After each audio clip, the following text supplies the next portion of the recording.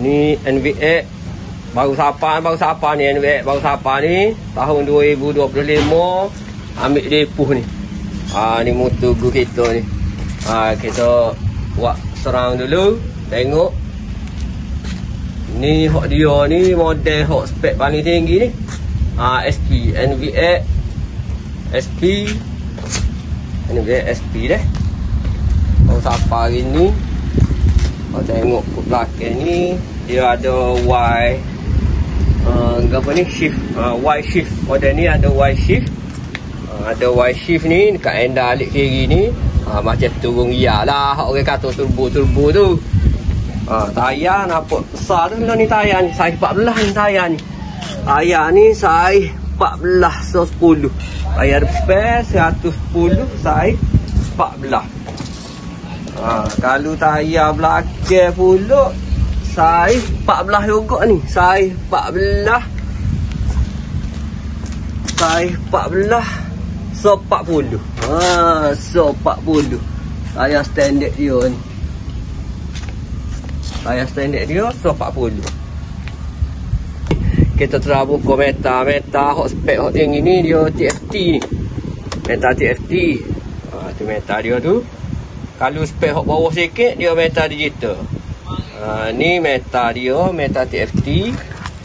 Ni dia kilas ni, motor ni ada kilas Okey. Lepas tu kita nak tengok seat dia ni. Cara nak buka seat dia ni lagu mana? Tak mampu dulu. Kita nak tengok bawah seat dah. Nak tengok bawah seat lagu mana. Ni pak tekan. Okey. Dia boleh buka ni. Boleh buka. Allah campak tu. Boleh buka. Dia lekat gini ni tak ada kata apa? Tier kata hok nak sekat dia tak ada. Dia gini. Dia gini ya. Ni seat dia. Seat dia luah kat lah juga ni. Ni seat dia. Tahulah full face muat kodok. Kalau topi keledar biasa ni muat. Kalau stand kau muat ni.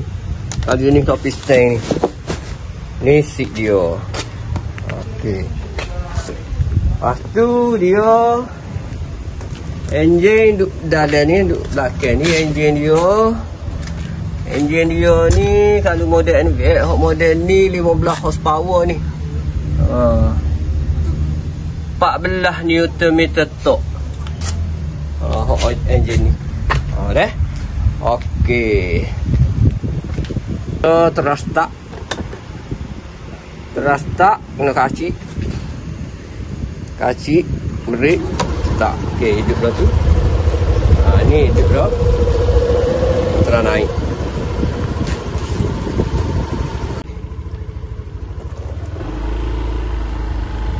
Naik so pusingnya. Terus tahu mana. Ni kita pusing letak aja. Letak tahu. Tak tahulah ni tahu mana aku duduk atas jalan besar ni. Kita buat sikit sini ya. Ini so pusingnya kawan ni. Saya. Terang dulu.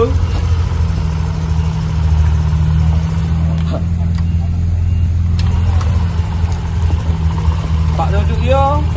Tak ni. Pak duduk dia tegak molek dia, kaki tegak molek. Kaki tegak molek. Ni terik ya. Terik tak ada nunuk gapo.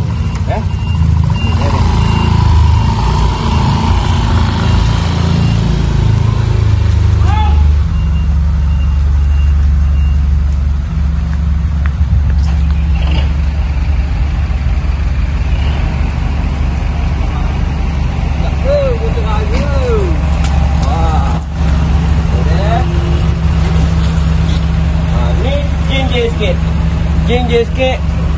Tinggi ambo 100 nepepak. Jadi ngak NVX model baru ni jinjit sikit. Dia ringan lah motor ni, ringan. Dalam 120 kg. Ringan. Tapi ambo jinjit ukur sikit ni. Tapi dia ringan biar dia tak ada masalah.